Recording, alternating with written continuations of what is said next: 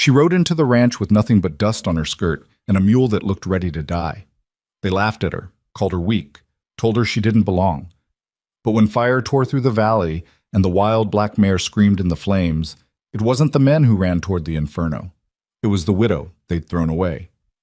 This is a story about a woman who had to burn through doubt, betrayal, and fear just to prove she was worth the ground she stood on. Stay with me until the end. Hit that like button and drop a comment with the city you're watching from.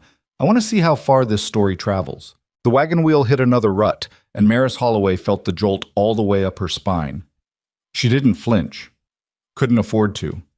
The mule pulling her forward looked worse than she felt, ribs showing, head low, each step slower than the last. If the animal gave out now, she'd be walking the rest of the way to wherever the hell this road led. She squinted through the late afternoon glare. Ahead, the land opened up into something that didn't look like hope, but might have been close. A sprawling ranch tucked against the feet of the Tetons, the mountains rising behind it like broken teeth. Fences stretched in every direction. Cattle dotted the fields. Smoke curled from a stone chimney. It looked solid, permanent. The kind of place that didn't move, didn't run, didn't collapse under bad luck. Maris pulled the mule to a stop near the main barn and climbed down. Her legs were stiff. Her dress was filthy. She'd washed it in a creek 2 days ago, but the dust had claimed it again. She straightened her back anyway, brushed her hands down her sides, and walked toward the barn like she had a right to be there. A man stood near the open doors, coiling a length of rope with the kind of precision that came from doing it 10,000 times. He was broad-shouldered, sunburned, and looked her over the way someone might size up a stray dog. "Help you?" he said. Didn't stop coiling. "I'm looking for work," Maris said. He glanced past her at the mule and the wagon, then back at her face. His expression didn't change. "You got experience? I can cook, clean, handle animals, whatever needs doing. Can you lift a hay bale? If I have to." He smiled, but it wasn't friendly. "Ranch work's not for women, especially not—" He paused, eyes flicking down her frame again. "Women built like you." Maris held his gaze. "I didn't ask if it was for women. I asked if you had work." The man let the rope drop and stepped closer. He smelled like sweat and tobacco. "Name's Lyle. I'm the foreman here. And what I'm telling you is we don't need help from someone who'll fold after 2 days and cost us more trouble than she's worth." "I won't fold." "Everyone says that." He turned his back on her and started walking toward the barn. "Move along." Mara stood there, hands clenched at her sides. She wanted to scream, wanted to grab him by the collar and make him listen. But she didn't. She just watched him disappear into the shadows of the barn, and then she turned toward the main house. It was a 2-story structure, timber and stone, with a porch that wrapped around the front. A man sat on the steps, hat pulled low, one leg stretched out in front of him. He didn't look up when she approached, but she knew he'd seen her. "Excuse me," she said. He tilted his head just enough for her to see his face. Sharp features, dark eyes, a jawline that looked like it had been carved out of something harder than wood. He was younger than she'd expected, maybe mid-30s, but there was something old in the way he looked at her, like he'd already decided she wasn't worth his time. "Foreman said no, didn't he?" the man said. Not a question. "He did." "Then why are you still here?" "Because I need work, and I'll do it better than half the men you've got." The corner of his mouth twitched. Might have been a smile. Might have been irritation. "That's so." "Yes." He stood, and she realized he was tall. Taller than Lyle. Taller than most men she'd known. He studied her the way someone might study a fence post checking for rot. "What's your name?" "Maris Holloway." "You got family, Maris Holloway?" "No." "Husband?" "Dead." "Recently?" 2 months. He nodded slowly, like that explained something. "And you think a ranch in the middle of nowhere is where you're supposed to land?" "I think it's where I am," she said, "and I'm not leaving until I've tried." He was quiet for a long moment. Then he turned and walked back up the steps. "There's a cot in the cookhouse. You can stay there. Mrs. Reese will tell you what needs doing. Don't cause trouble, don't slow anyone down, and don't expect anyone to carry you." "I won't." He stopped at the door. "My name's Jonas Caldwell. I own this place. You work hard, you stay. You don't, you're gone." "Understood." He disappeared inside, and Mare stood there, staring at the empty doorway. Her chest felt tight, not from gratitude, from something closer to relief but sharper. She'd been given a chance. Barely. But it was enough. She walked back to the wagon, unhitched the mule, and led it toward the barn. Lyle was inside, talking to another hand, a wiry man with a crooked nose and a mouth that looked like it was used to sneering. "She's staying," the wiry man said, loud enough for her to hear. "Boss must be getting soft." Lyle snorted. "Give her 3 days, she'll be crying herself back to town." Maris didn't look at them. She tied the mule to a post, found a bucket, and filled it with water. The animal drank like it hadn't seen water in a week. Maybe it hadn't. "Need help?" a voice said behind her. She turned. A young man stood there, maybe 19, with sandy hair and a sunburn across his nose. He wasn't smiling, but he didn't look hostile either. "I'm fine," Mara said. "Name's Tom. I work the stables mostly. If you need anything, feed, tools, whatever, just ask." "Thank you." He nodded and walked off. Maris watched him go, then turned back to the mule. It had finished drinking and was nosing at the empty bucket. She scratched its neck, and the animal leaned into her hand. "You and me both," she muttered. The cookhouse was a low building attached to the main house by a covered walkway. Inside it smelled like bacon grease and wood smoke. A large woman with gray hair and flour-dusted hands stood at the stove, stirring something in a cast-iron pot. "You the new one?" the woman said without turning around. "Yes, ma'am. Maris Holloway." "I'm Mrs. Reese. You'll be helping me with meals, cleaning, washing, and whatever else I tell you to do. You get up at 4. You don't stop until the work's done. You sleep over there." She pointed to a narrow cot in the corner, half hidden behind a stack of crates. "Don't complain, don't slack, and don't get in my way." "Yes, ma'am." Mrs. Reese finally turned and looked at her. Her eyes were sharp, but not unkind. "You look like you've been dragged behind a horse." "Something like that." "Well, get yourself cleaned up and come back here in 20 minutes. Supper won't cook itself."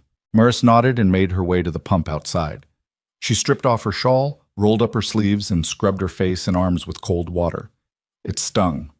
She didn't care. When she was done, she dried off with the hem of her skirt and went back inside. Mrs. Reese handed her a knife and a pile of potatoes. "Peel." Maris sat at the long wooden table and started peeling. Her hands moved automatically, muscle memory from years of doing the same thing in different kitchens, different towns, different lives. Mrs. Reese worked at the stove, humming under her breath. "You ever work a ranch before?" Mrs. Reese asked. "No." "Then you're going to have a rough time. These men don't go easy on anyone, and they sure as hell won't go easy on you." "I don't need easy." "Good, because you won't get it." Supper was served at 6. The men came in loud and hungry, boots scraping, voices overlapping. Maris stayed in the kitchen, filling bowls and passing them through the window to Mrs. Reese, who carried them out to the long table in the dining hall. She didn't see Jonas, didn't see Lyle either, though she heard his voice once, barking orders at someone. When the men were done, Mrs. Reese brought the empty bowls back, and Maris washed them in a basin of hot water. Her hands ached. Her feet ached. She ignored both. "You'll do," Mrs. Reese said, wiping down the counter. "Get some sleep. Tomorrow's worse." Maris collapsed onto the cot without bothering to pull off her boots. The blanket smelled like smoke and someone else's sweat, but she didn't care. She was asleep in seconds. She woke to the sound of a bell clanging somewhere outside. The sky was still dark. She sat up, disoriented, then remembered where she was. Mrs. Reese was already at the stove, moving pots and pans with the efficiency of someone who'd done this for decades. "Get moving," Mrs. Reese said. "Coffee first, then biscuits, then bacon." Maris stumbled to her feet and got to work. The days blurred together. She cooked, she cleaned, she scrubbed floors until her knees were bruised and her hands were raw. The men barely looked at her. When they did, it was with the kind of indifference reserved for furniture. She didn't exist to them, not really, but she noticed things. She noticed the way Tom lingered near the stables, always the first one there and the last to leave. She noticed the way Lyle barked orders, but never did the heavy lifting himself. She noticed the way Jonas moved, silent, watchful, like a man who'd stopped expecting anything good to happen. and she noticed the horses. There were a dozen of them in the main corral, and most were calm, well-trained. But there was one that wasn't. A black mare, wild-eyed and skittish, pacing the fence line like she was looking for a way out. The men called her Midnight, and they treated her like a problem. "She's got the devil in her," Lyle said one morning, standing near the fence with his arms crossed. "Ought to sell her off before she kills someone." "She's not mean," Tom said quietly. "She's scared." Same difference. Maris watched from the cookhouse door, a basket of laundry in her arms. The mare circled the corral, head high, muscles tense. When one of the hands tried to approach her with a rope, she bolted to the far corner and kicked at the fence. "Leave her," Jonas said, appearing from the barn. His voice was flat, final. "We'll deal with her later." Lyle shrugged and walked off. The mare stood alone, trembling. Maris set the laundry down and walked to the fence. She didn't get close, just stood there, arms resting on the top rail. The mare watched her, nostrils flaring. "You're all right," Maris said softly. "No one's coming after you." The mare didn't move. Maris stayed there for a long moment, then turned and went back to her work. That night after supper, she slipped out to the corral again. The ranch was quiet, the men either asleep or playing cards in the bunkhouse. The mare was standing in the center of the corral, head low. Maris climbed onto the fence and sat on the top rail. She didn't say anything, just sat there, letting the horse get used to her presence. After a while, the mare took a step closer. Then another. She stopped a few feet away, ears flicking forward. "Yeah," Maris said quietly. "I know how you feel." The mare snorted and walked off, but Maris didn't move. She stayed there until the cold drove her back inside. The next day, Tom found her near the pump, washing out a pot. "You good with horses?" he asked. "I used to be." "Used to be?" "My father trained them, taught me some before he died." Tom nodded slowly. "You ought to talk to Mr. Caldwell. We could use someone who knows what they're doing. Lyle already told me I don't belong here. Lyle's an ass. Mr. Caldwell listens to results, not noise." Maris didn't answer, but later that afternoon when Jonas walked past the cookhouse, she stepped outside. "Mr. Caldwell." He stopped and turned. "Something wrong?" "No, I wanted to ask if you need help with the horses, I can do that." He studied her for a moment. "You know horses?" "Some. My father trained them. I watched, learned." "You ever break one?" "No, but I've calmed a few." He glanced toward the corral, where Midnight was pacing again. "That one's been nothing but trouble. You think you can calm her?" "I don't know, but I'd like to try." Jonas was quiet, then he nodded. "Fine, you've got a week. If she's still wild, we're selling her." "Understood." He walked off, and Maris let out a slow breath. She didn't know if she could do it, but she was damn sure going to try. Over the next few days, she spent every spare moment near the mare. She didn't rush, didn't push, just sat on the fence, sometimes talking, sometimes silent. The mare began to approach her more often, curiosity outweighing fear. On the fourth day, Maris brought an apple. She held it out, palm flat. The mare hesitated, then stepped forward and took it, teeth scraping against her hand. "Good girl," Maris murmured. By the end of the week, the mare let Maris touch her neck.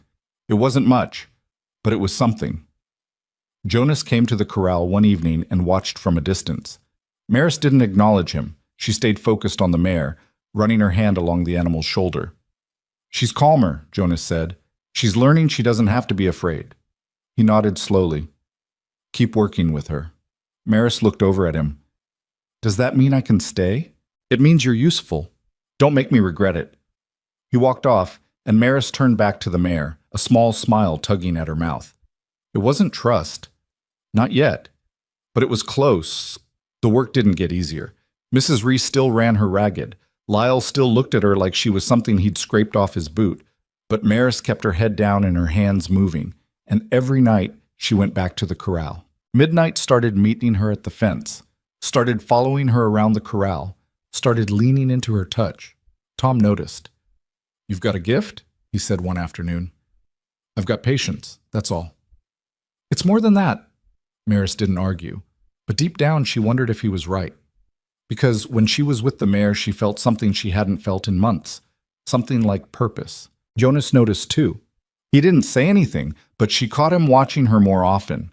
Not with suspicion, with something quieter, something that looked almost like respect. One night after supper, she found him sitting alone on the porch. She hesitated, then climbed the steps and leaned against the railing. "Thank you," she said. He glanced up at her. "For what?" "For letting me stay." He looked away toward the mountains. "You've earned it." They were quiet for a long moment. Then Mare said, "Why'd you take me on?" "Most men wouldn't have." Jonas was silent. Then he said, "I know what it's like to have nowhere to go." She didn't ask him to explain, didn't push, just nodded and went back inside. But something had shifted. Not much, but enough. The ranch didn't feel quite as hostile anymore. The work was still brutal, the men were still indifferent. But Maris had found her place, small as it was, and she wasn't letting go. Midnight ran to her now when she approached, nuzzled her hand, let her slip a halter over her head without flinching. Lyle hated it. "You're spoiling that horse," he said one morning. "I'm training her. You're making her soft. She was never hard. She was scared." He scoffed and walked off. But Maris didn't care. She knew what she was doing, and so did Jonas. Late one afternoon, he came to the corral, while Maris was leading Midnight in slow circles. The mare's stride was smooth now, her head level, calm. Jonas leaned against the fence and watched. When Maris brought the mare to a stop, he said, "You've done good work. She's a good horse." "She is now." He paused. "You ever think about doing this full time? Training, I mean." Maris looked at him, surprised. "You serious? We've got more horses than we know what to do with. Most of them need work. If you can do with them what you did with her, you'd be worth keeping around." "I'd like that." He nodded. Then it settled. Maris felt something warm settle in her chest. Not happiness, exactly, but something close. Something that felt like she'd finally stopped falling.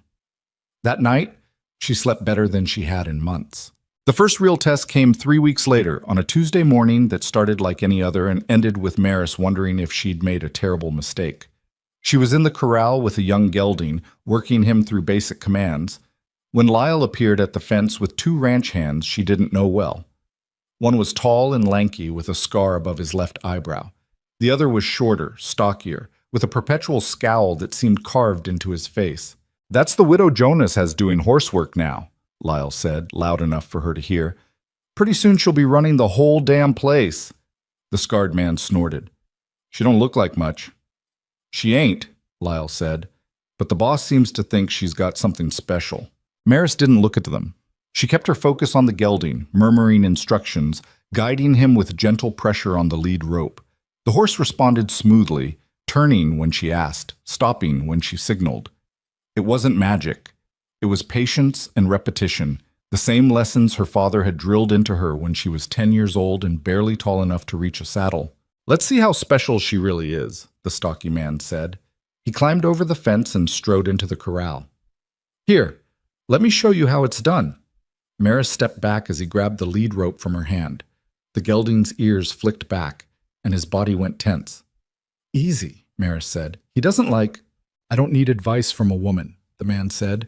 He yanked the rope hard, trying to force the horse into a turn. The gelding resisted, planting his hooves. The man yanked again, harder this time, and the horse reared back, jerking the rope free and bolting to the far side of the corral. "Look what you did," the man said, turning to Maris. "You got him all worked up." "You yanked him like he was a sack of grain," Maris said. Her voice was steady, but her hands were trembling. "He doesn't respond to force. Horses respond to whoever's in charge, and that ain't you." Lyle laughed from the fence. "Come on, Garrett. Leave her alone. She's just doing what the boss told her to do." Garrett spat into the dirt and walked back to the fence, muttering something under his breath. The scarred man clapped him on the shoulder, and the 3 of them left, still laughing. Maris stood there, breathing hard, her fists clenched at her sides. The gelding was still at the far end of the corral, head high, eyes wide. She wanted to scream, wanted to chase after Garrett and tell him exactly what she thought of him, but she didn't. She turned back to the horse and walked slowly toward him, hands open, voice soft. "It's all right," she said. "He's gone." The gelding watched her, nostrils flaring. She stopped a few feet away and waited. After a long moment, the horse took a step toward her, then another. She reached out and touched his neck. and he leaned into her hand. "That's it," she murmured. "You're all right," had caused. By the time she led him back to the stable, her shirt was soaked with sweat, and her shoulders ached. Tom was inside, mucking out stalls. "Heard Garrett gave you trouble," he said. "He's an idiot." "Yeah, but he's Lyle's idiot, and Lyle's been with Mr. Caldwell since the beginning, so he's got pull. Doesn't make him right. No, but it makes him dangerous." Tom leaned on his shovel and looked at her. "Watch your back, Maris. Some of these men don't like seeing a woman do what they can't." She nodded and walked out into the sunlight. The ranch stretched out around her, fields, fences, mountains in the distance. It was beautiful, in a harsh, unforgiving sort of way. But it didn't feel like home. Not yet. Maybe not ever. That night she was washing dishes in the cookhouse when Jonas came in. He poured himself a cup of coffee and leaned against the counter, watching her work. "Lyle said you had some trouble with Garrett today," he said. "Nothing I couldn't handle." "That's not what I asked." Maris set down the plate she was scrubbing and turned to face him. "He grabbed the lead rope from me and spooked the horse, then blamed me for it." Jonas took a sip of coffee. "You want me to talk to him?" "No, I just want to do my job." "He does it again, you tell me." "I will." He nodded and left. Maris watched him go, then turned back to the dishes. She didn't know what to make of Jonas. He wasn't warm, wasn't particularly kind, but he was fair, and that was more than most men bothered to be. Over the next few weeks, she settled into a rhythm. Mornings were spent in the cookhouse, helping Mrs. Reese prepare breakfast. Afternoons were for the horses. Evenings were for cleaning up, washing, mending, whatever Mrs. Reese told her to do. The work was relentless, but Maris didn't mind. It kept her hands busy and her mind quiet. Midnight had become her shadow. The mare followed her everywhere, nickering when Maris approached, pressing her head against Maris's shoulder. The other horses were coming along too.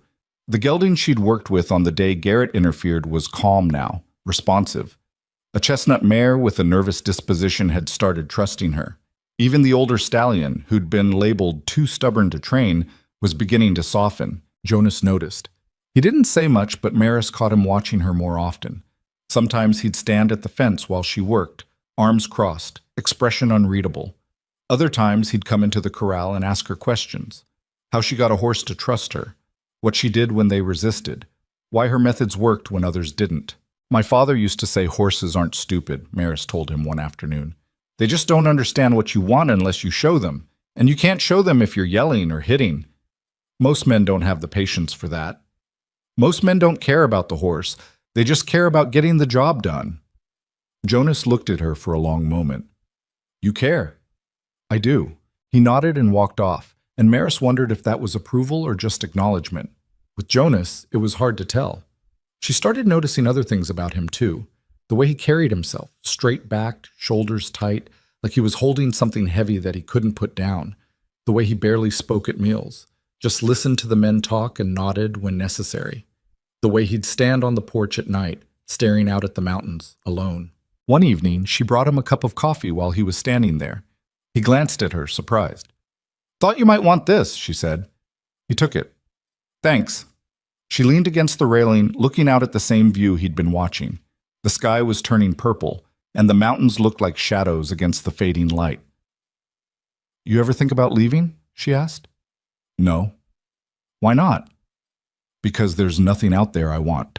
She didn't ask what he meant, didn't push. They stood there in silence, and after a while Jonas said, "What about you? You planning to stay?" "If you'll let me." "I will." It wasn't much, but coming from Jonas, it felt like a promise. The trouble started again a few days later. Maris was leading Midnight out to the pasture when she heard raised voices near the barn. She tied the mare to the fence and walked over. Lyle was standing outside the barn with Garrett and the scarred man, whose name she'd learned was Coleman. They were looking at a young colt that had been brought in the day before, a beautiful animal, white with gray dappling, but skittish as hell. "I'm telling you, he's not ready," Tom was saying.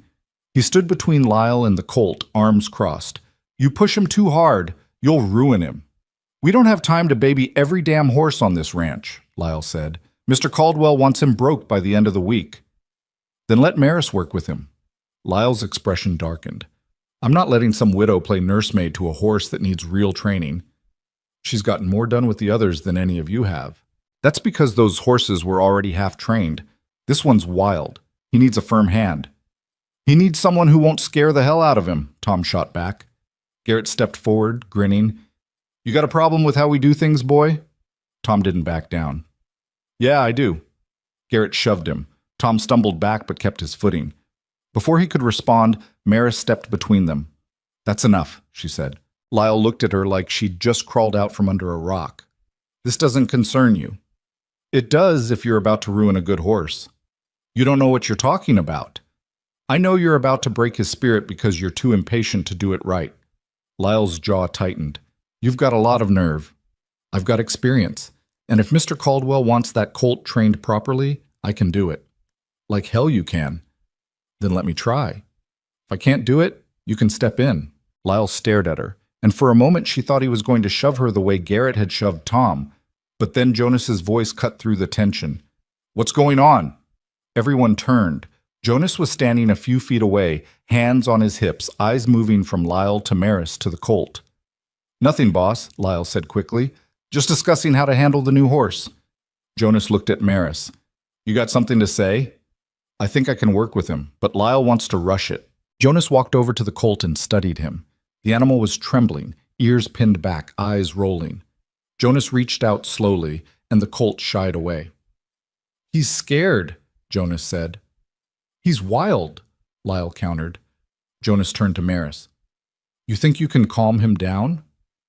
I can try. How long? A week, maybe 2, Lyle scoffed. We don't have 2 weeks. Then we'll ruin him, Maris said, and Mr. Caldwell will lose a valuable horse. Jonas looked at the colt again, then back at Maris. You've got 10 days. If he's not making progress by then, Lyle takes over. Understood. Lyle looked furious, but he didn't argue. Jonas walked off, and the tension broke. Garrett and Coleman drifted away, muttering to each other. Tom caught Maris's eye and nodded. She nodded back. Lyle stayed where he was, glaring at her. You just made this harder on yourself. I'll take my chances. He walked off, and Maris turned to the colt. The animal was still trembling, still watching her with wide, frightened eyes. She approached slowly, hands open, voice soft. All right, she said. Let's see what we can do. The first 3 days were brutal. The colt wanted nothing to do with her. Every time she got close, he bolted to the far corner of the corral, kicking at the fence, snorting. She didn't force it, just sat on the fence rail and waited, letting him get used to her presence. On the 4th day, he stopped running.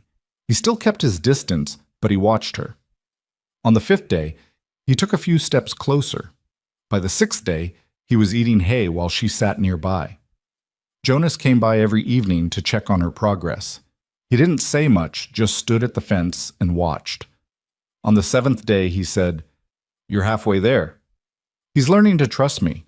What happens when he trusts you but won't let anyone else near him? Then I'll work with him until he does. Jonas nodded. Lyle's watching this like a hawk. Don't give him a reason to say you failed. I won't. On the 8th day, the colt let Maris touch his neck. On the 9th day, he followed her around the corral. On the 10th day, she slipped a halter over his head, and he didn't fight her. When Jonas came by that evening, Maris was leading the colt in slow, careful circles. The animal's stride was smooth, his head low, calm. Jonas climbed over the fence and walked toward them. The colt's ears flicked back, but he didn't bolt. Jonas stopped a few feet away and studied the horse. Well done, he said quietly. He's not finished yet, but he's getting there. Jonas looked at her. You've got a gift, Maris. Don't let anyone tell you otherwise. She felt something warm settle in her chest. Not pride exactly, but something close. Thank you. He nodded and walked off. Maris stayed in the corral with the colt until the sun set, running her hand along his neck, murmuring to him. When she finally led him back to the stable, Tom was waiting. You did it, he said, grinning. We'll see. Lyle's not going to let this go. No, but Mr. Caldwell saw what you did. That's what matters. Maris wasn't so sure, but she didn't say that. She just took care of the colt and went back to the cookhouse, exhausted. That night, she dreamed of her father.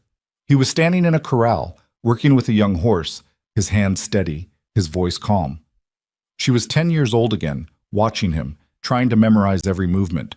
He glanced over at her and smiled. "You're doing fine, Maris," he said. "Just keep going." She woke with tears on her face. The cookhouse was dark and quiet. Mrs. Reese was snoring softly in her cot on the other side of the room. Maris wiped her eyes and stared at the ceiling until sleep came again. The next few weeks were easier. The colt continued to improve, and Maris moved on to other horses. Jonas started consulting her more often, asking her opinion on which animals were ready for sale, which ones needed more work, which ones weren't worth the effort. Lyle didn't like it, but he kept his mouth shut, at least when Jonas was around. When Jonas wasn't around, Lyle made sure Maris knew exactly where she stood. "Don't get comfortable," he said one afternoon, cornering her near the pump. "You're still just hired help, and the second you slip up, you're gone." "I'm not planning to slip up. Everyone slips up eventually." He walked off, and Maris stood there, water dripping from her hands, jaw tight. She wanted to hate him, and maybe she did, but mostly she just wanted him to leave her alone. Tom told her to ignore Lyle. Mrs. Reese told her to keep her head down and her mouth shut. Jonas didn't say anything, but Maris got the sense he knew what was going on. He just didn't see it as his problem to solve. One evening, after supper, she was sitting on the porch steps when Jonas came out and sat down beside her. They didn't speak for a long time, just sat there, watching the sky turn dark. "You miss him?" Jonas asked finally. Maris knew he meant her husband. "Sometimes." "What was he like?" She thought about how to answer. Reckless, charming, bad with money. "He loved cards more than he loved me." "Why'd you marry him?" "Because I was young and stupid, and because I thought he'd change." Jonas nodded. "People don't change." "No, they don't." They were quiet again. Then Jonas said, "I was married once." Maris looked at him surprised. "What happened?" "She died. Fever. 3 years ago." "Sorry." "So am I." He stood and went back inside, leaving Maris alone on the porch. She sat there for a long time, thinking about what he'd said. People don't change. Maybe that was true, but maybe it didn't matter. Maybe you just had to find someone whose flaws you could live with. The ranch felt different after that. Not warmer exactly, but less hostile. The men still ignored her, but she didn't care. She had her work. She had the horses. And she had a place to sleep that didn't involve a wagon and a dying mule. It was enough. For now, it was enough. But then Eleanor Graves came to town, and everything changed.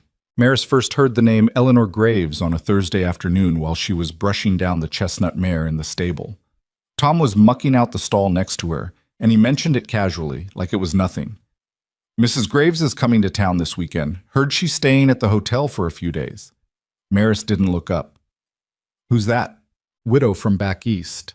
Her husband owned half the mining operations in Colorado before he died. She's been traveling around looking at property investments or something. Mr. Caldwell knows her from before." "Before what?" Tom shrugged. "Before he came out here, I guess. I don't know the details. But Lyle was talking about it this morning.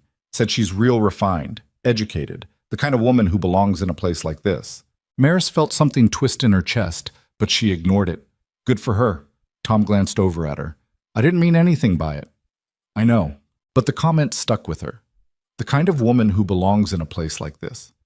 She thought about it while she finished with the mare, while she washed her hands at the pump, while she helped Mrs. Reese prepare supper. What kind of woman did belong here? Not the kind who showed up half-starved with a mule that could barely walk. Not the kind who scrubbed floors and mucked stalls and worked herself raw just to earn a cot in the corner of a cookhouse. That evening, Jonas was quieter than usual. He ate quickly, barely looking at anyone, and left before the men had finished their coffee. Maris watched him go, then cleared the dishes and took them back to the kitchen. "Something's bothering him," Mrs. Reese said, scraping leftover beans into a jar. "He gets like this sometimes, goes all tight and silent. Means he's thinking about something he doesn't want to think about." "You think it's about this Mrs. Graves?" Mrs. Reese gave her a sharp look. "You heard about that, did you?" "Tom mentioned it." "Well, don't go reading too much into it. Jonas knew her a long time ago, back when he was still in Denver, but that was years ago. People change." "Do they?" Mrs. Reese didn't answer. She just handed Maris a stack of plates and told her to get washing. Eleanor Graves arrived on Saturday. Maris didn't see her come in, but she heard about it from every man on the ranch within an hour. She was beautiful, they said, elegant. She wore a dark blue dress with lace at the collar and a hat with a feather that looked like it cost more than Maris made in a year. She'd arrived in a private coach with a driver and a trunk full of luggage, and she'd gone straight to the hotel without stopping to look at anything else. By Sunday morning, the whole town was talking about her. Maris went into town with Mrs. Reese to pick up supplies, and everywhere they went, people were whispering. Eleanor Graves had taken the finest room at the hotel. Eleanor Graves had ordered a bottle of French wine with her dinner. Eleanor Graves had asked the shopkeeper about local properties and left him stammering like a schoolboy. Maris kept her head down and helped Mrs. Reese load sacks of flour and sugar into the wagon. She didn't care about Eleanor Graves, didn't care about her fancy clothes, or her money, or her refined manners. She had work to do, and that was all that mattered. But then she saw Jonas. He was standing outside the general store talking to a woman Maris didn't recognize at first. She was tall, with dark hair pinned up in an elaborate style, and she stood with the kind of posture that came from years of being told she was better than everyone else. She was smiling at Jonas, and he was smiling back, a real smile, the kind Maris had never seen on his face before. "That's her," Mrs. Reese said quietly, coming up beside Maris. "That's Eleanor Graves."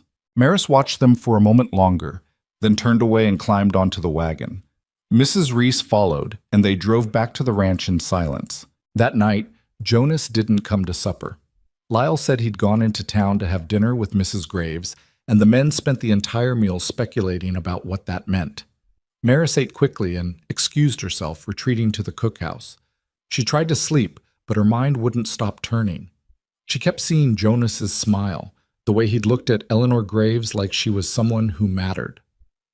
The next morning, Eleanor Graves came to the ranch. Maris was in the corral with Midnight when the coach pulled up to the main house. She watched from a distance as Jonas came out to greet Eleanor, offering his arm as she stepped down from the coach. Eleanor said something that made him laugh, and Maris felt that twist in her chest again, sharper this time. "Don't let it get to you," Tom said, appearing beside her. "She's just visiting." "I'm not letting it get to me." "Sure you're not." Maris turned back to Midnight and focused on brushing her coat, but she couldn't stop glancing toward the house. Jonas and Eleanor had gone inside, and Lyle was standing on the porch, looking smug. "She's going to ruin everything," Tom muttered. "What do you mean?" "Mrs. Graves. She's the kind of woman who gets what she wants, and if she wants Mr. Caldwell, she's not going to let anything stand in her way." "That's not my problem." Tom gave her a long look. "Isn't it?" Maris didn't answer. She finished with Midnight and led her back to the stable, trying to ignore the knot in her stomach. Eleanor stayed for lunch.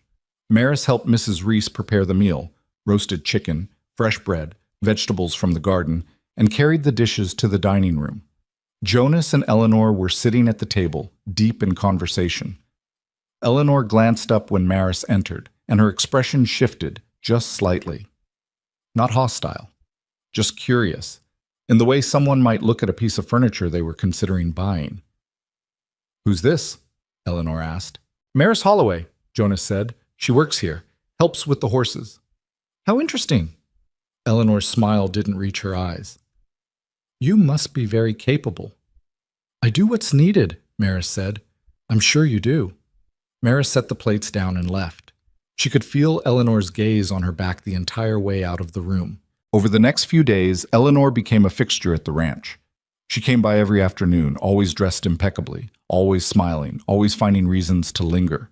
She walked the grounds with Jonas, admired the horses, asked questions about the ranch's operations. The men loved her. Even Lyle, who didn't have a kind word for anyone, treated her like royalty. Maris tried to stay out of her way.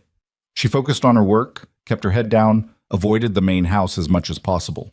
But it was hard to ignore the way Jonas changed when Eleanor was around. He laughed more, talked more, looked almost happy. One afternoon, Maris was working with the colt when Eleanor appeared at the fence. She was alone, which was unusual. She stood there for a moment, watching, then said, "You're quite good with them." Maris didn't stop what she was doing. "Thank you. Jonas speaks highly of you." "That's kind of him." Eleanor was quiet for a moment. Then she said, "You must have an interesting story. A woman like you, working on a ranch like this." Not really. Come now, everyone has a story. Maris finally looked at her. What do you want, Mrs. Graves? Eleanor smiled, but it was cold. I'm just curious. Jonas told me you're a widow, that you came here with nothing. It's quite remarkable, really, that you've managed to stay as long as you have. I work hard. I'm sure you do, but hard work only gets you so far, doesn't it? Especially for someone in your position. Maris's jaw tightened. What's that supposed to mean? It means that this ranch, this town, this life, it's not built for people like you. It's built for people who have resources, education, standing. You're surviving, Maris, but you're not thriving, and you never will be. I'm doing fine, for now. But what happens when Jonas doesn't need you anymore? What happens when someone better comes along? Maris turned away from her and focused on the colt. I think you should leave. Eleanor's smile widened. Of course, I didn't mean to upset you. I was just being honest. She walked off, and Maris stood there, hands shaking. She wanted to scream, wanted to throw something, but she didn't. She just took a breath and went back to work. That night, she barely slept. Eleanor's words kept replaying in her head. What happens when someone better comes along? She knew what Eleanor was really saying. She was the someone better, and Maris was just an obstacle. The next day, Jonas asked Maris to come to his office. She knocked on the door, and he called for her to enter. He was sitting at his desk, papers spread out in front of him, looking tired. Sit down, he said. She sat. Eleanor told me you two talked yesterday. Maris's stomach dropped. We did. She said you were rude to her. I wasn't rude, I just didn't want to talk. Jonas rubbed his face. Look, Maris, I know Eleanor can be direct, but she's a guest here, and I need you to be respectful. I was respectful. She didn't feel that way. Maris stared at him. So you're taking her side. I'm not taking anyone's side. I'm just asking you to be polite. I'm always polite, Jonas sighed. Just try, all right? For me. Maris stood. Is that all? Yeah, that's all. She left the office and went straight to the corral. She stayed there until dark, working with the horses, trying to calm the anger churning inside her. She'd thought Jonas trusted her, thought he respected her, but the moment Eleanor Graves said something, he'd believed her without question. Over the next week, things got worse. Eleanor started dropping hints to the other ranch hands, little comments about Maris's past, her husband, the way she'd shown up with nothing. She never said anything outright, but the implications were clear. Maris was an outsider, a drifter, someone who couldn't be trusted. Lyle picked up on it immediately. Heard your husband was a gambler, he said one afternoon, loud enough for the other men to hear. That true? Maris didn't answer. Heard he got himself killed over a card game. Left you with nothing but debts. That's none of your business. It is if you're working here. We don't need trouble following you. I'm not bringing any trouble. That's what they all say. The men laughed, and Maris walked away, her face burning. Tom found her later, sitting on the fence near the stable. Don't listen to them, he said. They're just repeating what Mrs. Graves has been saying. Why is she doing this? Because she wants Jonas, and you're in her way. I'm not in anyone's way, I'm just trying to work. Doesn't matter. She sees you as competition. That's ridiculous. Jonas doesn't think of me that way. Tom didn't say anything. He just looked at her, and Maris felt her stomach sink. Does he? She asked quietly. I don't know, but Mrs. Graves thinks he does. And that's enough. Maris didn't know what to say. She just sat there, staring at the ground, feeling like everything she'd built was crumbling beneath her. The breaking point came the following Sunday. Eleanor had invited Jonas to a social gathering in town, and he'd accepted. Maris heard about it from Mrs. Reese, who'd heard it from one of the shopkeepers. Apparently, Eleanor had been telling everyone in town about her plans to invest in property near the ranch. She was talking about building a house, settling down, becoming part of the community. She's making her move, Mrs. Reese said, shaking her head. And Jonas is too blind to see it. Maybe he's not blind, Maris said. Maybe he wants this. You don't believe that. I don't know what I believe anymore. That evening, Maris was in the cookhouse when Eleanor arrived at the ranch. She heard the coach pull up, heard Eleanor's voice calling for Jonas, heard him come out to meet her. They talked for a few minutes, their voices low, and then they left together. Mare stood at the window watching them go. Eleanor was laughing, her hand resting lightly on Jonas's arm. He looked down at her, smiling, and Maris felt something crack inside her chest. She turned away from the window and went to her cot. She lay there in the dark, staring at the ceiling, and tried not to think about what was happening. Tried not to imagine Jonas with Eleanor, tried not to picture them together, tried not to feel the jealousy and hurt and anger that was threatening to consume her. But it was no use, she felt all of it, and she didn't know what to do. The next morning, Eleanor came to the ranch earlier than usual. Maris was in the stable when she arrived, but she could hear her voice carrying across the yard. She was talking to Jonas, loud enough for everyone to hear. "I've been thinking," Eleanor said, "about what you told me the other night, about your concerns regarding certain people on the ranch." Maris's blood went cold. She set down the brush she'd been using and moved closer to the stable door. "I know you've been generous," Eleanor continued, "giving people second chances, letting them prove themselves. But Jonas, darling, you have to be careful. Not everyone deserves your trust." "What are you getting at?" Jonas's voice was cautious. "I'm talking about Maris Holloway." Maris's breath caught. "What about her?" "I did some asking around, back in the town she came from. And Jonas, the things I heard, they're not good." "What things?" "Her husband wasn't just a gambler. He was a con man. He cheated people out of their money, made promises he never kept. And Maris was right there with him. She helped him, lured people in, made them trust her, and then took them for everything they had." "That's not true," Maris whispered, but no one could hear her. "Are you sure about this?" Jonas asked. "I have sources, people who knew them, people who lost money because of them. And when her husband got himself killed, she ran. Didn't pay back a single debt, just took what little money they had left and disappeared." "Eleanor, I know you want to believe the best in people. But Jonas, you have to face facts. She's using you. She saw an opportunity here, and she took it. And the moment she gets what she wants, she'll be gone." There was a long silence, then Jonas said, "I need to think about this." "Of course, but don't wait too long. People like her, they're dangerous." Maris heard footsteps, and she ducked back into the shadows of the stable. Her heart was pounding, her hands shaking. She wanted to run out there, to scream the truth, to tell Jonas that Eleanor was lying. But she couldn't move, couldn't breathe. Eleanor's voice faded as she and Jonas walked toward the house. Maris stood there, frozen, feeling like the world had just collapsed around her. Tom found her an hour later, still standing in the stable, staring at nothing. "Maris?" he said. "You all right?" She shook her head. "She told him I'm a criminal." "What?" "Eleanor. She told Jonas I was part of my husband's schemes, that I helped him cheat people. It's not true, Tom. None of it's true." "Then tell him that." "He won't believe me. He'll believe her." "You don't know that." But Maris did know. She'd seen the way Jonas looked at Eleanor. She'd heard the doubt in his voice when he asked if Eleanor was sure. He wanted to believe Eleanor, because Eleanor was everything Maris wasn't: refined, educated, wealthy, the kind of woman who belonged. That afternoon, Jonas came to find her. She was in the corral with Midnight, and she saw him approaching from a distance. Her stomach twisted into knots and knots. "Maris," he said, "we need to talk." She turned to face him. "About what?" "Eleanor told me some things. About your past. About your husband. And you believe her." "I don't know what to believe. That's why I'm asking you." "What did she say?" Jonas hesitated. "She said you were involved in your husband's cons, that you helped him cheat people. That's a lie." "Is it?" Maris felt like she'd been slapped. "You really think I'd do that?" "I don't know, Maris. I don't know anything about you. You showed up here with nothing, no references, no past. How am I supposed to know what's true and what's not?" "Because you know me.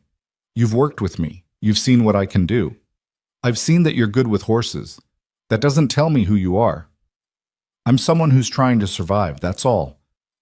"That's not enough." The words hit her like a punch to the gut. She stared at him, unable to speak. "I'm sorry," Jonas said, "but I can't have someone on this ranch I don't trust. I need you to leave." "Jonas, I'll pay you for your time, give you enough to get wherever you're going, but I want you gone by tomorrow." He turned and walked away, leaving Maris standing there alone. Midnight nickered softly and pressed her head against Maris's shoulder. But Maris barely felt it. She just stood there, numb, feeling like everything she'd fought for had been ripped away in an instant. She packed her things. It didn't take long. She didn't have much. A few changes of clothes, a worn blanket, a pair of boots that were falling apart. She sat on the edge of her cot and stared at the small pile and wondered where the hell she was supposed to go. Mrs. Reese came in and sat down beside her. "This isn't right," she said. "Jonas is making a mistake." "Doesn't matter. He's made up his mind." "Then change it." "How?" "Tell him the truth, all of it. Make him listen." Mare shook her head. "He doesn't want to listen. He wants to believe her." "Because he's scared." "Of what?" "Of being wrong again. Of trusting someone and getting hurt. He's been burned before, Maris, and Eleanor knows that. She's using it against him." "Then there's nothing I can do." Mrs. Reese put a hand on her shoulder. "Don't give up yet. You've fought too hard to let her win." But Maris didn't feel like fighting. She just felt tired. Tired of trying to prove herself. Tired of being doubted. Tired of never being enough. She lay down on the cot and closed her eyes and tried not to think about what tomorrow would bring. Maris woke before dawn the way she always did, but this time there was no rhythm to follow. No breakfast to prepare. No horses waiting. Just her bundle of belongings sitting by the cot and the sick feeling in her stomach that hadn't left since Jonas had told her to go. She sat up slowly, her body heavy with exhaustion and something worse, resignation. Mrs. Reese was already at the stove, moving quietly, pretending not to notice that Maris was awake. But when Maris stood and started folding her blanket, Mrs. Reese turned around. "You're really leaving," she said. It wasn't a question. Jonas made that clear. "You could fight this. You could go to town, find someone who knew your husband, get proof that Eleanor's lying. And who's going to believe me? A widow with no money and no standing? Against a woman like Eleanor Graves?" Mare shook her head. "It doesn't matter what the truth is. It matters what people believe." Mrs. Reese's face hardened. "That's a coward's way of thinking." "Maybe, but I'm tired of fighting for a place that doesn't want me." "The ranch wants you. Jonas is just too stubborn to see it." Maris didn't answer. She tied her bundle with a piece of twine and slung it over her shoulder. It weighed almost nothing, everything she owned in the world, and it felt like air. "Where will you go?" Mrs. Reese asked. "I don't know. Somewhere." "That's not a plan." "It's all I've got." Mrs. Reese crossed the room and gripped Maris by the shoulders. "Listen to me. You are not nothing. You are not what that woman says you are. And if you walk away now, you're letting her win. She's already won." "Not yet, she hasn't." Maris pulled free gently. "Thank you for everything. But I can't stay where I'm not wanted." She walked out of this cookhouse before Mrs. Reese could say anything else. The air outside was cold and sharp, and the sky was just beginning to lighten at the edges. The ranch was quiet. Most of the men were still asleep. She was grateful for that. She didn't want to see their faces, didn't want to hear their whispers or their satisfaction that the widow was finally leaving. She headed toward the barn to get the mule. He was old and slow, but he was hers, and he'd gotten her this far. Maybe he'd get her a little farther. Tom was in the barn, mucking out a stall. He looked up when she came in, and his face fell. "You're leaving." "Yeah." "This is wrong, Maris. Mr. Caldwell's making a mistake." "Doesn't matter. It's done." Tom set down his shovel. "At least let me saddle the mule for you." "I can do it. I know you can, but let me help anyway." She nodded, and Tom went to work. She stood there watching him and felt a lump form in her throat. Tom had been kind to her from the beginning. He'd never looked at her like she was less than, never treated her like she didn't belong. "You're a good man, Tom," she said quietly. He glanced at her. "Don't say that like it's goodbye forever. You could always come back." "No, I don't think I could." He finished saddling the mule and handed her the reins. "For what it's worth, I think you belong here more than Mrs. Graves ever will." "Thank you." She led the mule out of the barn and started toward the gate. The sun was rising now, painting the mountains in shades of gold and pink. It was beautiful. She'd always thought so. But it didn't feel like hers. It never had. She was halfway across the yard when she heard footsteps behind her. She turned and saw Jonas walking toward her, his face unreadable. "You're leaving early," he said. "Figured it was better that way." He nodded. He had an envelope in his hand, and he held it out to her. "Your pay. And a little extra." She took it without looking at it. "Thanks." They stood there for a moment, neither of them speaking. Then Jonas said, "I didn't want it to end like this." "Then why did it?" "Because I can't take the risk. I've been burned before, Maris. I've trusted the wrong people, and it cost me everything. I can't do that again." "So you'd rather believe a woman you haven't seen in years than someone who's been working beside you for months?" "Eleanor has no reason to lie. She has every reason. She wants you, Jonas. And I was in her way." His jaw tightened. "That's not—" "Yes, it is. You know it is. You just don't want to see it." He looked away toward the mountains, and for a moment she thought he might say something else. Might admit that he'd been wrong, but he didn't. He just stood there, silent, and Maris realized that was his answer. "Goodbye, Jonas," she said. She turned and walked toward the gate, leading the mule behind her. She didn't look back, didn't let herself. If she did, she might break, and she couldn't afford that. Not now. The road stretched out in front of her, dusty and empty. She had no idea where she was going, no plan, no destination, just the vague hope that she'd find something, somewhere, that didn't feel like this. She walked for an hour before she heard the sound of hoofbeats behind her. She turned, half expecting to see Jonas, but it was Tom. He was riding one of the ranch horses, and he pulled up beside her, slightly out of breath. "What are you doing?" she asked. "Coming after you." "Why?" "Because something's wrong. I went back to the barn after you left, and I saw smoke, out past the grazing fields. It's small now, but if the wind picks up, it's going to spread." Maris's stomach dropped. "Did you tell Jonas?" "I tried. He's not at the house. Lyle said he rode out early this morning to check the fences. But Maris, midnight's out there." Her heart stopped. "What?" "We moved some of those horses to the far pasture yesterday because the near one was getting overgrazed. Midnight's out there, and if the fire spreads—" He didn't finish. He didn't have to. Maris handed him the mule's reins and swung up onto the horse behind him. "Go," she said. Tom didn't argue. He kicked the horse into a gallop, and they raced back toward the ranch. By the time they got there, the smoke was visible, a dark plume rising from the direction of the grazing fields. Men were running toward it, shouting, grabbing buckets and shovels.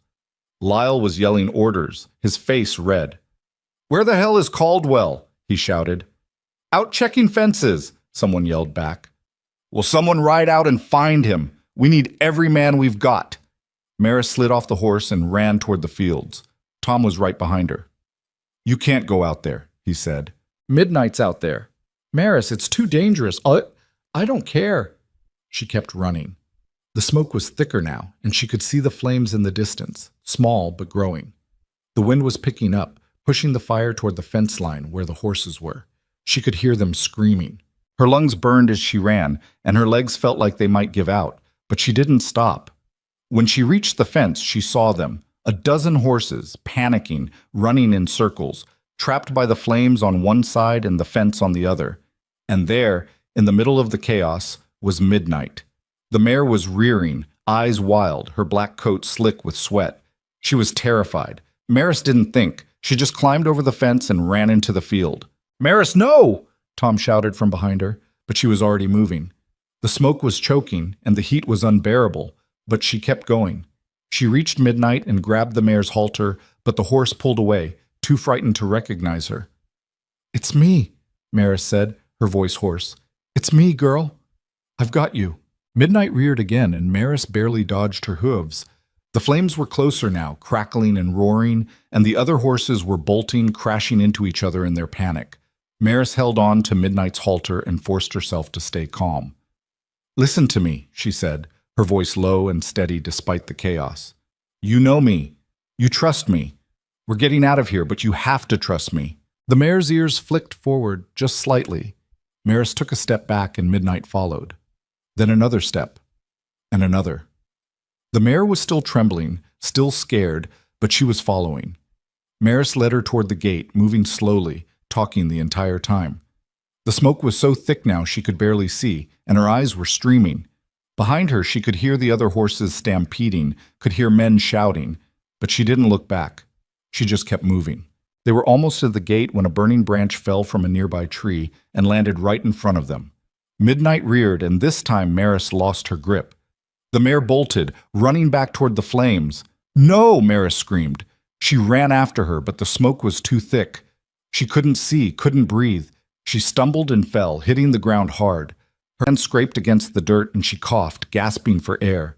Then she heard it, a whinny, loud and clear. She looked up and saw Midnight standing a few feet away, silhouetted against the flames. The mare was watching her. Maris pushed herself to her feet and walked toward her, slow and steady. "Come on, girl, let's go home." This time, Midnight didn't run. She stood still, and when Maris reached her, she pressed her head against Maris's chest. Maris wrapped her arms around the mare's neck and held on. "That's it," she whispered. "That's it." She led Midnight out of the field, through the gate, and into the open air beyond. The moment they were clear, Maris collapsed to her knees, coughing so hard she thought her lungs might tear apart. Tom was there, pulling her to her feet, shouting something she couldn't hear. The fire was spreading faster now, and more men had arrived. They were forming a line, passing buckets of water, trying to contain it. Lyle was still shouting orders, and someone said Jonas had finally arrived. Maris didn't care. She sat on the ground, Midnight standing beside her, and just tried to breathe. Her hands were shaking, her chest hurt, but she was alive. And so was Midnight. Tom brought her water, and she drank it, then coughed again. "The other horses?" she managed to ask. "Most of them got out. A few are still trapped, but the men are working on it." She nodded and closed her eyes. She was so tired, so damn tired. When she opened her eyes again, Jonas was standing in front of her. His face was streaked with soot, and his eyes were wide. "What the hell were you doing?" he said. "Saving your horse. You could have died. She would have died if I didn't."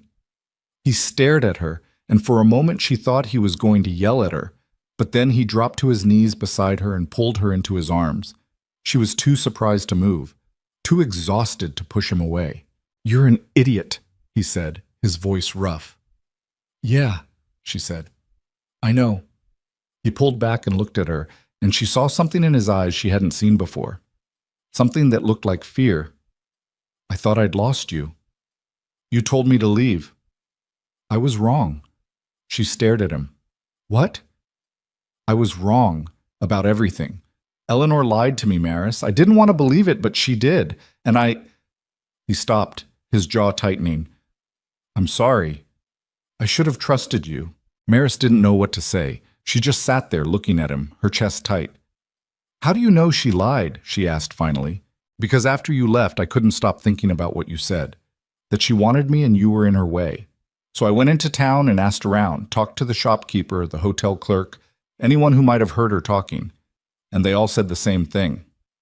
She's been telling people she's going to marry me, that she's going to take over the ranch, that I just need to get rid of the dead weight first." He looked away. "She was talking about you."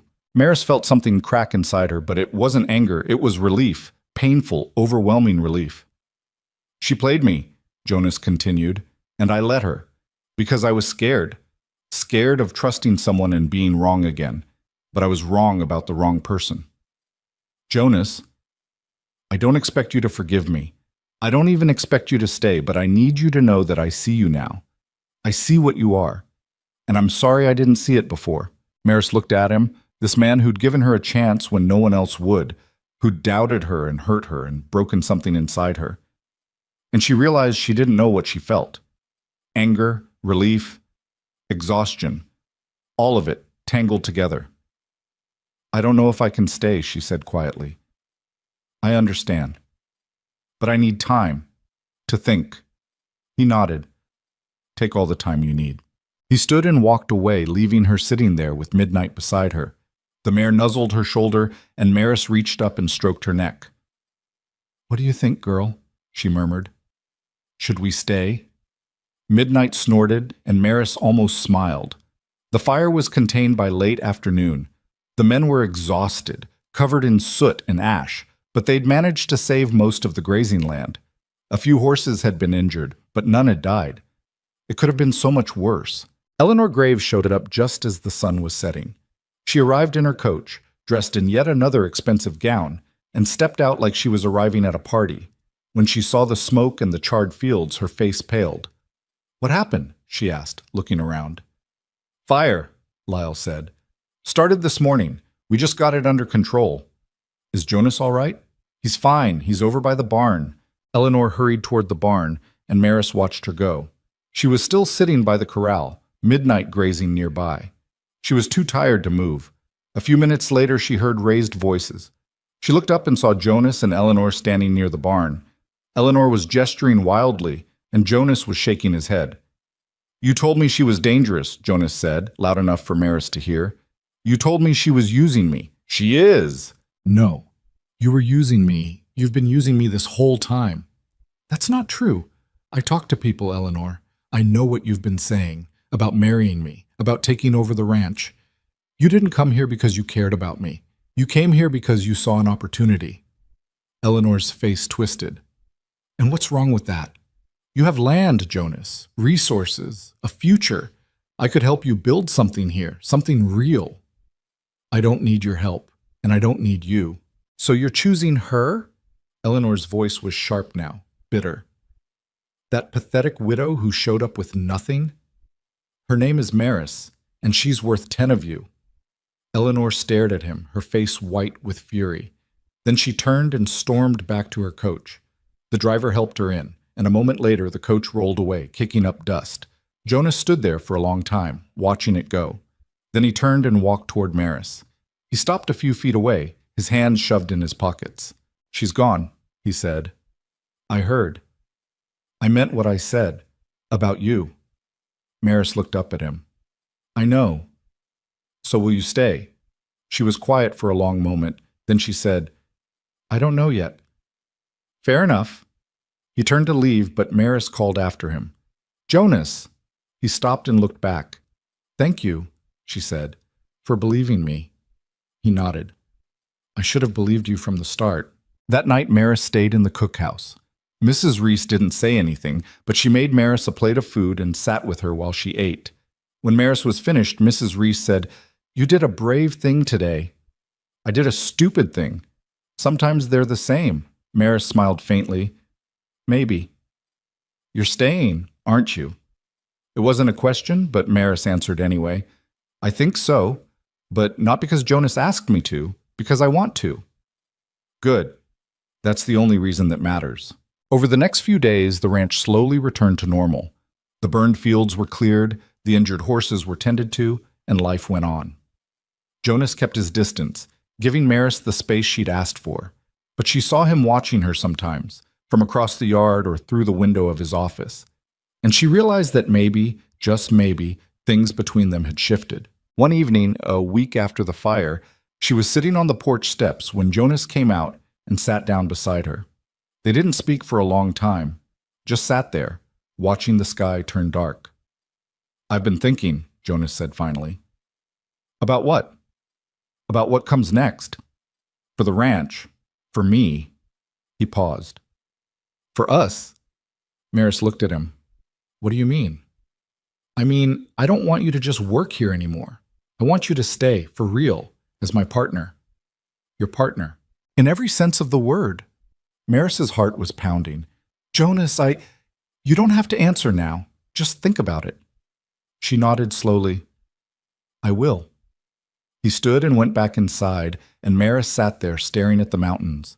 She thought about everything that had happened, the way she'd arrived with nothing, the way she'd fought to stay, the way she'd almost lost it all, and the way she'd walked into fire to save what mattered. She didn't know what the future held, didn't know if she and Jonas could build something real together. But for the first time in a long time, she wanted to try. She stood and walked to the corral, where midnight was waiting. The mare nickered softly and pressed her head against Maris's chest. Maris wrapped her arms around her and closed her eyes. "We're staying, girl," she whispered. "We're staying." The answer didn't come to Maris right away. Not that night, not the next day, not even the day after that. Jonas had asked her to be his partner, and the weight of that question sat on her chest like a stone. She went through the motions, fed the horses, worked with the colt, helped Mrs. Reese in the cookhouse, but her mind was somewhere else, turning over the same thoughts again and again. What did it mean to be someone's partner? To trust them completely after they doubted you? To build something together when the foundation had already cracked once? She thought about her husband, about the way he'd made promises he never kept, the way he'd dragged her from town to town chasing schemes that always fell apart. She'd been his partner too, in a way, but it had been the kind of partnership where she gave everything and he took it all, where she believed in him long after she should have known better. Jonas wasn't like that. She knew that. But knowing it and feeling it were two different things. 3 days after Jonas had made his offer, she was in the stable brushing down midnight when Tom came in. He leaned against the stall door and watched her work. "You're thinking too hard," he said. "Maybe. You know what you want to do. You're just scared to do it." Maris glanced at him. "And what do I want to do?" "Stay. Say yes. Stop running." She turned back to the mare. "It's not that simple." "Sure it is. You're just making it complicated." He doubted me, Tom. He believed Eleanor over me. How am I supposed to forget that? You're not. But you can decide if it's worth forgiving. Maris didn't answer. She finished brushing midnight and led her out to the corral. Tom followed, hands in his pockets. "Can I tell you something?" he said. "Go ahead." "When I first came here, I was 16. I'd run away from home because my old man used to beat the hell out of me. I had nothing. No skills, no references, nothing. Mr. Caldwell took me on anyway, taught me how to work, how to take care of the horses, gave me a place to sleep and food to eat. And then one day, I stole from him." Maris stopped and looked at him. "What?" "I took $20 from his desk. I was going to run. Thought I'd get farther with some money in my pocket. But he caught me before I made it off the property." Tom's face was tight with the memory. He had every right to turn me in to the sheriff. Hell, he could have shot me. But he didn't. He just asked me why I did it. And when I told him I was scared that he'd kick me out, scared that I'd end up back with my old man, he said something I'll never forget. He said, "Fear makes people do stupid things, but it doesn't make them bad people." What happened? He made me work off what I stole, and he never mentioned it again, never treated me different, just let me prove I was better than that one mistake. Tom looked at her. "Jonas isn't perfect, Maris. He's made mistakes. But so have you. So have I. The question is whether you're willing to let him prove he's better than his worst moment." Maris felt something loosen in her chest. Not forgiveness, not yet, but something close. "Thanks, Tom." He nodded and walked off, leaving her alone with her thoughts. That evening, Jonas was sitting on the porch again, same spot as always. Maris climbed the steps and sat down beside him. They didn't speak for a long time, just watched the light fade from the sky and the mountains turn to shadows. "I've been thinking about what you said," Maris said finally. Jonas looked at her. "And?" "I don't know if I can trust you completely. Not yet. You hurt me, Jonas. And that's not something I can just forget." "I know. But I want to try. I want to see if we can build something real, something that doesn't fall apart the first time things get hard." Jonas's face softened. "That's all I'm asking for. A chance. Then you've got it. But I need you to understand something. If you doubt me again, if you choose someone else's word over mine, I'm gone, and I won't come back." "I won't. I promise you that." She nodded slowly. "Okay." They sat there in silence for a while longer, and then Jonas said, "I was married before. You know that. But what you don't know is that she left me before she died." Maris turned to look at him, surprised. "We were living in Denver," Jonas continued. "I was working for a cattle company, trying to save up enough to buy my own land. She was restless, bored.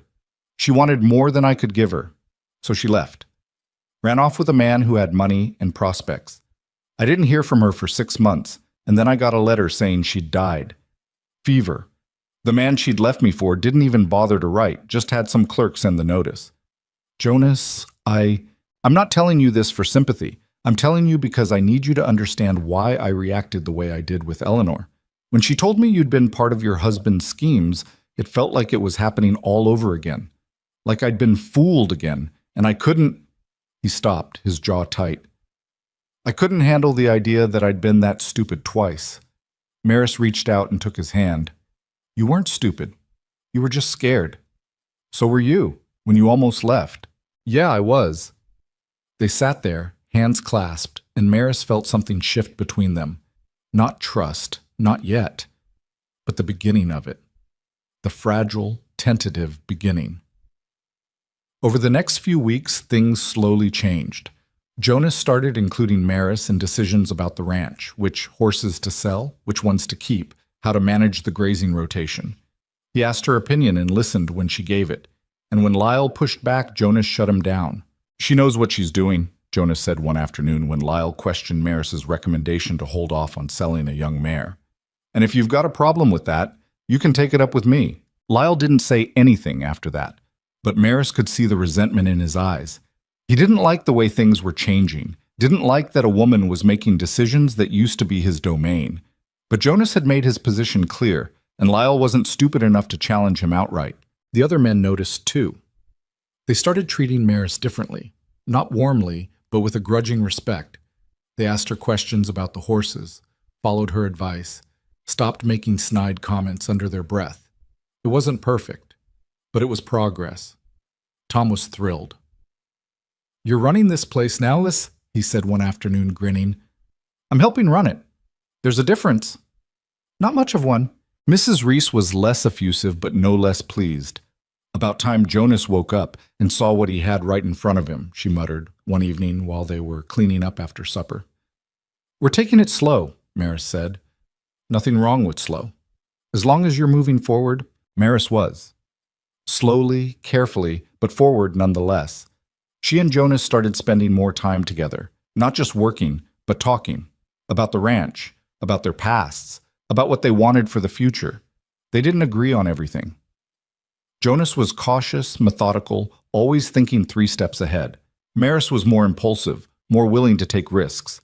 But they balanced each other. And slowly, the partnership Jonas had proposed started to feel real. One evening, about a month after the fire, Jonas asked Maris to go riding with him.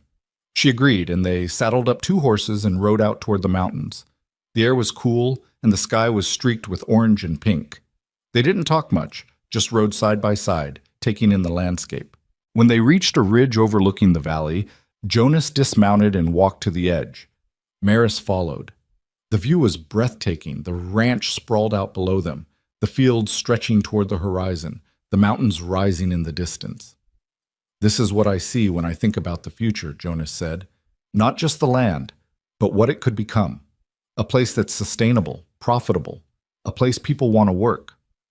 It's already that, for now. But I want more. I want to expand, buy more land, bring in more cattle, maybe start breeding horses seriously instead of just training them." He looked at her. "And I want to do it with you." Maris felt her chest tighten. "As your partner, as my wife." She stared at him. "Jonas, I'm not asking you to answer now. I know we're still figuring this out, but I need you to know that's where I'm headed. And if that's not what you want, I need to know that too." Maris looked out of the valley, her mind racing. Marriage. The word felt heavy, loaded with everything that had gone wrong the first time. But this wasn't the first time. This was different. Jonas was different. "I don't know if I'm ready for that," she said quietly. "Okay. But I'm not saying no. I'm just saying, not yet." Jonas nodded. "That's fair." They stood there for a while longer, then mounted up and rode back to the ranch. Maris's mind was spinning, but she felt something else too. Hope. Fragile and uncertain, but there. The next few months passed in a blur of work and routine. The ranch thrived. The horses Maris trained sold for good prices, and Jonas used the money to buy more land. They hired 2 more hands, both young men who were willing to learn and didn't bring the kind of bitterness Lyle carried. Lyle himself had grown quieter, more withdrawn. He still did his job, but he no longer tried to undermine Maris.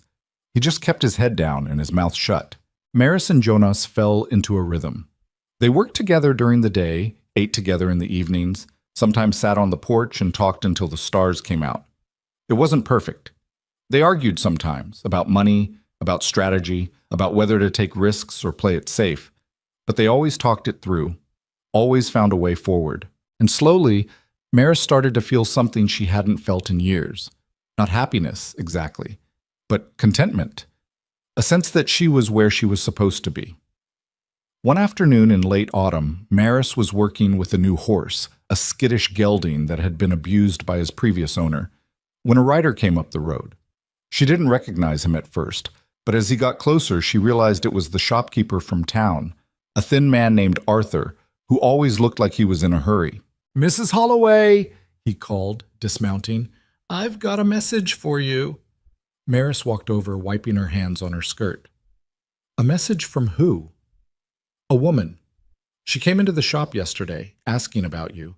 Said she had information about your husband. Hey, just said she'd be at the hotel if you wanted to talk.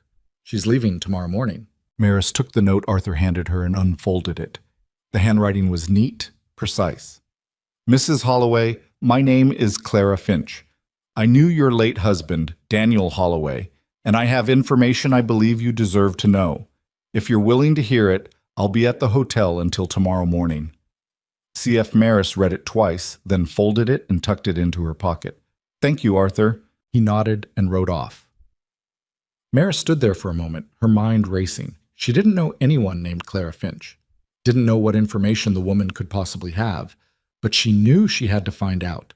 That evening, she told Jonas about the note. He frowned. You think it's legitimate? I don't know, but I have to go. I'll come with you. No, I need to do this alone. Jonas didn't argue. He just nodded. Be careful. The next morning, Maris rode into town and went to the hotel. The clerk directed her to a room on the second floor, and she knocked. A woman answered, middle-aged, with graying hair and kind eyes. Mrs. Holloway? The woman said. Yes? I'm Clara Finch. Thank you for coming. Please, sit down. Maris sat, her hands folded in her lap. Clara sat across from her and studied her for a moment. I'll get right to the point, Clara said. I was a friend of your husband's. We grew up in the same town, back in Missouri. I hadn't seen him in years, but I heard about what happened to him, and I heard the rumors people were spreading about you. Maris's chest tightened. What rumors? That you were part of his schemes, that you helped him cheat people. Clara shook her head. I wanted you to know that's not true. I knew Daniel. I knew what kind of man he was. And I know he didn't involve you in his cons. He kept you in the dark on purpose. He told me once that you were the only good thing in his life, and he didn't want to ruin you the way he'd ruined everything else. Maris felt tears prick her eyes. He said that? He did. He wasn't a good man, Mrs. Holloway, but he did love you in his own broken way, and he didn't want you dragged down with him. Maris looked down at her hands. Then why did people say I was involved? Because they didn't know the truth, and because it's easier to blame a widow than to admit they were fooled by a charming man. Clara reached out and touched Maris's hand. I'm sorry I didn't come forward sooner. I didn't know people were saying those things until recently, but I wanted you to know the truth. You deserve that much. Maris wiped her eyes. Thank you. Clara smiled. You're stronger than he ever was, you know. He told me that too. Said you were the strong one and he was the coward. Maris let out a shaky laugh. He wasn't wrong. They talked for a while longer, and then Maris left. She rode back to the ranch in a daze, Clara's words echoing in her head. Daniel had loved her. In his broken, selfish way, he'd loved her. And he'd tried, in some small way, to protect her. It didn't change what he'd done. Didn't erase the pain or the chaos he'd left behind. But it gave her something she hadn't had before. Closure. A sense that maybe, just maybe, she hadn't been a fool for believing in him. She'd just been someone who'd loved a man who didn't know how to love her back. When she got back to the ranch, Jonas was waiting on the porch. He stood when he saw her, his face tight with concern. You all right? He asked. She nodded. Yeah, I'm all right. She told him everything Clara had said, and when she was finished, Jonas pulled her into his arms. She let herself lean into him, let herself feel the weight of everything she'd been carrying finally start to lift. You're not what they said you were, Jonas murmured. You never were. I know, she said. I know. Winter came, and with it, the first real snow. The ranch slowed down, the way it always did in the cold months. There was still work to be done, animals to feed, fences to repair, firewood to chop. But the pace was easier. Mare spent more time in the cookhouse, helping Mrs. Reese prepare meals and mend clothes. She spent evenings by the fire, sometimes with Jonas, sometimes alone, reading or just staring at the flames. One night, Jonas came to her with a small box. He didn't say anything, just handed it to her. She opened it and found a ring inside, simple, silver, with a small stone that caught the firelight. It was my mother's, Jonas said. I want you to have it. Maris looked up at him. Jonas, I'm not asking you to marry me. Not yet. But I want you to have it. So you know I'm serious. About us. About the future. Maris took the ring out of the box and held it up to the light. It was beautiful, simple and unpretentious, just like Jonas. "Thank you," she said. She didn't put it on. Not yet. But she kept it close, tucked in her pocket, a reminder of the promise they were building together. Spring came, and with it, new life. The fields turned green, the horses foaled, and the ranch felt alive again. Maris threw herself into the work, training the new foals, working with the older horses, planning out the season with Jonas. They were a team now, in every sense of the word, and it felt right. One evening in late April, Jonas came to her and said, "I think it's time." "Time for what?" "Time for you to decide. About us." Maris looked at him, her heart pounding. She thought about everything they'd been through, the doubt, the betrayal, the fire, the slow rebuilding of trust. She thought about the ring in her pocket, the one she'd been carrying for months, and she realized she'd already made her decision. She'd made it weeks ago, maybe even months ago. She just hadn't said it out loud. "Yes," she said. Jonas blinked. "Yes? Yes? I'll marry you." A smile broke across his face, the kind of smile she'd only seen a handful of times, and he pulled her into his arms. She laughed and he laughed, and for the first time in a long time, Maris felt light. They were married a month later in a small ceremony in town. Tom stood as a witness, and Mrs. Reese wept openly. Lyle didn't come, but Maris didn't care. She had the people who mattered. After the ceremony, they rode back to the ranch together, side by side. When they reached the house, Jonas helped her down from her horse and kissed her, and Maris felt a warmth spread through her chest that had nothing to do with the sun. This was home. Not just the ranch, not just the land, but this partnership, this trust, this life they were building together. The years that followed weren't easy. There were droughts and hard winters, sick cattle and broken fences. There were arguments and frustrations and moments when Maris wondered if they'd made a mistake. But they always found their way through, always talked it out, always worked together, always chose each other. Maris became more than Jonas's wife. She became his true partner, his equal in every way. She managed the horses, trained new hands, made decisions that shaped the ranch's future. And Jonas never doubted her, never questioned her. He trusted her completely, the way she'd needed him to from the beginning. Midnight grew old, her black coat turning gray at the muzzle. But she still followed Maris everywhere, still pressed her head against Maris's chest when she was near. And when the mare finally passed on a quiet morning in early fall, Maris buried her on the ridge overlooking the valley. Jonas stood beside her, his hand on her shoulder, and they watched the sun set over the mountains. "She was a good horse," Jonas said. "She was the best." They stood there until the stars came out, and then they walked back to the ranch together. Tom eventually bought a small piece of land nearby and started his own operation. He married a girl from town, a quiet woman with a sharp mind and a kind heart. They had children, and Maris and Jonas became like family to them. Lyle left one winter, just packed up and rode off without a word. Jonas didn't try to stop him. Mrs. Reese retired and Maris took over running the cookhouse. She hired a young woman to help, someone who reminded her of herself all those years ago, lost, desperate, willing to work herself to the bone for a chance. "Give her a chance," Maris told Jonas. "She'll prove herself." And she did. The ranch grew, not just in size but in reputation. People came from all over to buy horses trained by Maris Caldwell, the woman who had a gift for understanding animals. She never called it a gift, just patience and time, the lessons her father had taught her so many years ago. Jonas grew older, his hair turning gray, his movements slower. But he was still the man Maris had fallen in love with, steady, thoughtful, strong in the ways that mattered. They sat on the porch together in the evenings, the way they always had, and watched the mountains turn to shadows. "Do you ever regret it?" Jonas asked one night.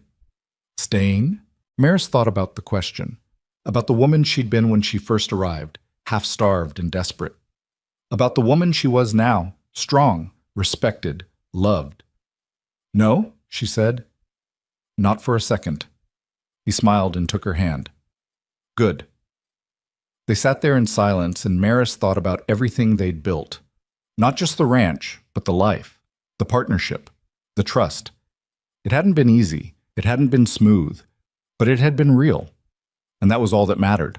Because here's the thing, people don't tell you about second chances. They don't erase the past. They don't fix what's broken or undo the mistakes you've made.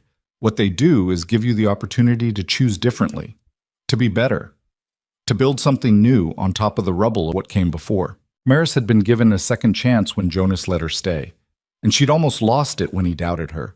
But they'd both chosen to try again, to trust again, to believe that people could be more than their worst moments. That's what love is, Maris had learned. Not the fairy tale kind where everything is perfect and nothing ever goes wrong, but the messy, complicated kind where two imperfect people choose each other every single day, where trust is built slowly, painfully, through actions and time, where forgiveness isn't about forgetting, but about deciding that the future matters more than the past. Jonas had chosen her, and she had chosen him, and together they'd built something that lasted. The ranch still stands today, though Maris and Jonas are long gone. Their names are carved on a stone near the ridge where midnight is buried, overlooking the valley they loved. The horses still run in the fields, the mountains still rise in the distance. And if you listen closely, on quiet evenings when the wind is just right, you can almost hear the sound of hoofbeats and the low murmur of voices on the porch. Some stories end in fire and destruction. Some end in bitterness and regret. But this one ended the way the best stories do, with two people who refused to give up on each other, who fought for what they believed in, and who built a life worth living. Not because it was easy, but because it was worth it. And that's the only lesson that matters. That the things worth having, trust, partnership, love, are never handed to you. You have to fight for them. You have to choose them every single day, even when it's hard, especially when it's hard. Maris Caldwell understood that. She lived it. And in the end, she proved that a woman with nothing but a dying mule and a stubborn heart could build an empire. Not because she was perfect, but because she refused to quit. And maybe that's all any of us can do. Keep going. Keep choosing. Keep building, even when the ground beneath us shakes. Because the alternative, giving up, walking away, letting fear and doubt win, that's not really living at all. Maris knew that. Jonas knew that. And together they built something that outlasted them both. A ranch, a partnership, a life. And in the end, that was enough.